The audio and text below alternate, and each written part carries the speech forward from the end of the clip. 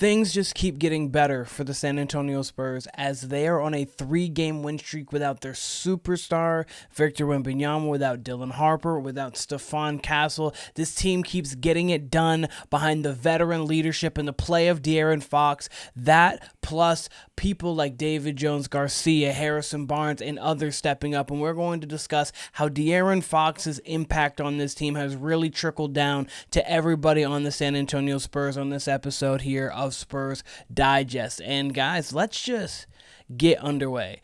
How De'Aaron Fox has lifted his game with Wemby out. Let's just look at him on the season thus far. It's 23 points, 3 rebounds, it's about 7 assists, 52-ish% from the floor, 39 from 3.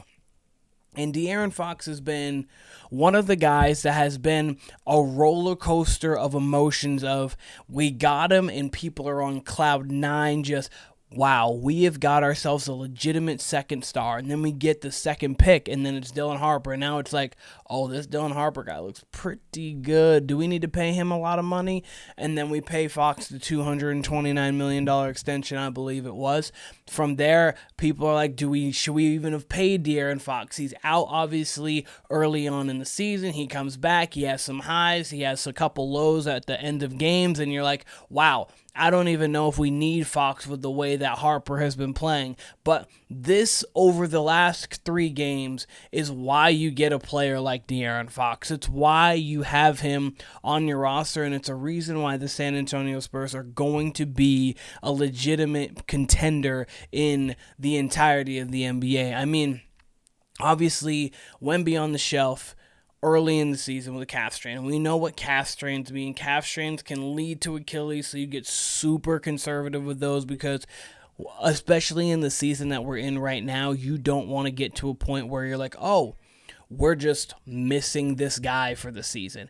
But in the 3 games without Wemby, De'Aaron Fox is 26.7 and 7.7, shooting 54 from the floor. Let's get a bigger look on it. 2 steals. He's shooting also 45% from 3 and undefeated. We played the Memphis Grizzlies. We played the Atlanta Hawks. And I understand that some of those teams have been without their best players, but we're without our best players. So it's not like it's on a weird playing field. We're on level playing fields, and these games are coming down to late game stretches. We had the Harrison Barnes going 80s with the Magic, the Mike, the Bird kind of on his 7-point stretch that he had that ended with a De'Aaron Fox windmill. But overall, De'Aaron Fox has been playing at such an elite level over these last 3 games, and really on the season, he's been playing at easily an all-star level and looking like he's trying to make an all-NBA team if he can continue it. I mean, just think about this. We have Fox who's been doing this since Wemby's been out. So we got Fox. We saw what Harper was doing early on in the season. He was playing like a 6th man of the year. We obviously saw Castle playing at such a high all-NBA kind of caliber level, truly an all-star level, but like a lower level, a 3rd-team all-NBA. And then we obviously saw Wemby playing at an MVP level. All of these guys doing this at different times, and none of them have taken the floor at the same time. We're still getting Jeremy Sochan into the mix. Keldon Johnson off the bench, who has been very good for us. I mean, Keldon Johnson, 12.6 rebounds, shooting 57% from the floor. Keldon Johnson, who has been playing well off of the bench. So it's all coming together. We still even have guys like Devin Vassell. We still have a lot of these players. And then we get guys like David Jones, Garcia, who can just come off the bench for our team and just put up a couple buckets, 12, 5, 6, and 3 in our last game, and we needed it. And Spurs fans, I talked about it right after the game. Spurs fans were calling for, we need more Jones Garcia minutes, and we need more Carter Bryant minutes. We didn't get more Carter Bryant minutes, but we did get more Jones Garcia minutes, and in those minutes, he showed and he proved. And it's the infusion of confidence that you're getting from these guys when you're starting with De'Aaron Fox, and then when you have a legitimate guy who can get downhill, he can get you your shot, he can help get others their shot, and then he gets his own shot. Like, it's nice to play with a legitimate point guard, and that is what we have. I mean, Keldon Johnson, as I just mentioned, 2 other players to reach 20 points. Keldon had 25. Champagnie had 20. The 9th career game of 25 off the bench. 3rd most in Spurs history behind Patty Mills and obviously Manu. Obviously, man, we know what that is. But Fox saying, that's what I was talking about when I'm saying we have a team. We have guys coming off the bench who can affect the game offensively, affect the game defensively, and affect the game with energy itself. And that's what you get with guys like Keldon Johnson. Carter Bryant hasn't even found his footing yet. Kelly Olynyk off of the bench. Luke Cornett is starting now, but Luke Cornett is a bench player with Luke Cornett coming off of the bench. We just have so much depth on this roster that there's no reason why this team cannot compete for a semifinals matchup or even a conference finals matchup. There's no reason why we can't be on that short list of teams who are competing for an NBA championship. The Thunder look great. Of course, the Thunder look great. But overall, otherwise, there's no reason we can't be with that group.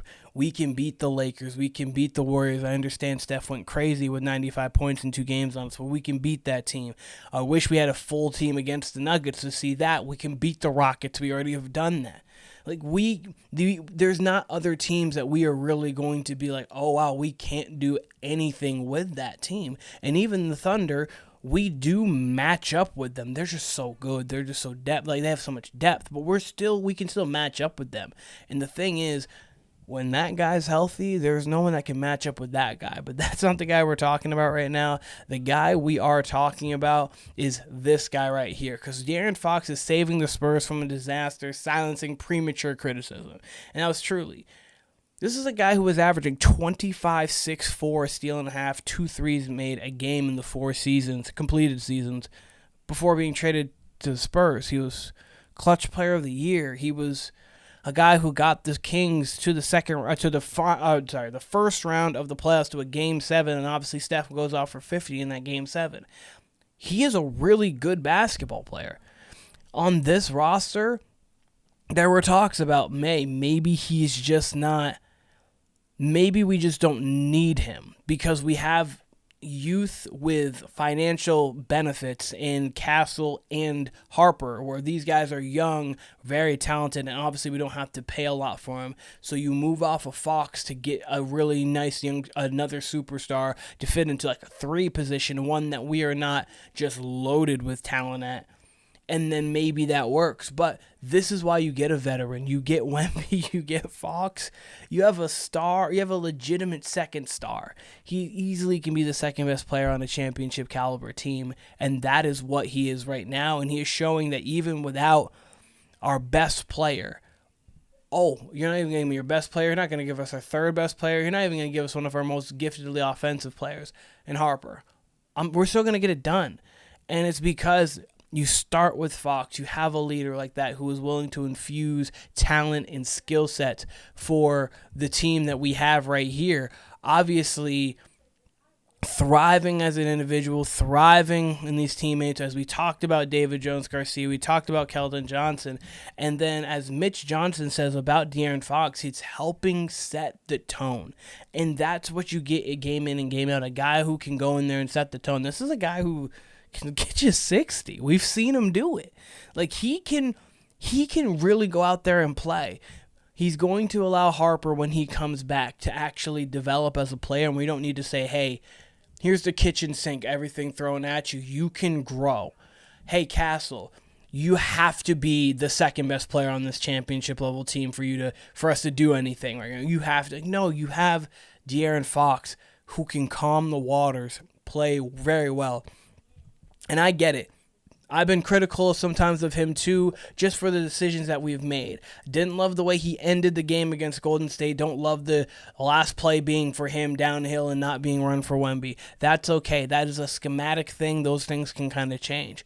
But overall, that doesn't mean that De'Aaron Fox doesn't deserve to be on this roster, shouldn't be on this roster, and isn't more than just a quality player. Like, he is a legitimate reason why this team is going to be as scary as we are. We have Castle, who's a true facilitator. We have Harper, who's a true facilitator. We have Fox, who's a true facilitator. All of those 3 guys can create. All of those 3 guys are improving shooting-wise. Fox has been looking good shooting from the 3-point line. He can really show that finger was a problem for him. Harper will see what he really can be as a shooter, in Castle, he hasn't been that, but honestly, that three-point shot hasn't been a detriment to his game yet because of how explosive he has been getting to the basket. We have everything that we need right now to compete. Obviously, we can always tweak and get things better, maybe a little bit more shooting here and there on the wings, but otherwise, I love what this team has done. Things just keep getting better, because in a time where I thought we might be able to do a few things here, this team is really putting together wins and still staying within the top 3 in the Western Conference because we just continue to win games. And that's all you can ask for, game in and game out, and that's what this team's giving us. But De'Aaron Fox, I've loved his play so far over the season, obviously with some highs and lows, but I've realistically loved what he has done. Have you guys loved what you've seen from De'Aaron Fox, especially over these last 3 games where we haven't had our superstars playing basketball for us? Let me know in the comments. This has been Spurs Digest with your host, Keenan Warner. I appreciate all of you guys, and I'll be seeing you guys again very soon.